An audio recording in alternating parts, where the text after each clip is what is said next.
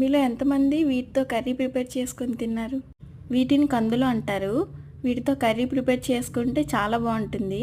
ఇవైతే పచ్చి కందులు. వీటిని అలా వదిలేస్తే అవి ఎండిపోతాయి కదా, అప్పుడు వాటితో కందిపప్పు తయారు చేసుకుంటారు. ఆ కందిపప్పుతో పప్పుచారు చేసుకుంటే షాప్స్లో దొరికే కందిపప్పు కన్నా టేస్ట్ చాలా బాగా వస్తుంది. ఈ కందుల కర్రీని ప్రిపేర్ చేసుకోవడం కూడా చాలా సింపుల్. కుక్కర్లో ఆయిల్ వేసి ఆవాలు, జీలకర్ర, అల్లం, తెల్లుల్లి, ఉల్లిపాయలు, పచ్చిమిరపకాయలు వేసి వేయించాలి. అవి వేగాక టమాటో వేసుకోవాలి. అవి కూడా వేగాక 1 అవర్ ముందు నానబెట్టుకున్న ఈ పచ్చి కందులు వేసుకొని కొంచెం వేగించి ఉప్పు, కారం వేసుకొని వాటర్ వేసేసుకొని ఒక 5 విజిల్స్ పెట్టుకుంటే చాలు. చాలా మెత్తగా ఉడికిపోతుంది. అంతే, పచ్చి కందుల కర్రీ రెడీ. ఈ పచ్చి కందుల్ని ఆనపకాయతో కానీ వంకాయతో కానీ కలిపి వండినా చాలా బాగుంటాయి.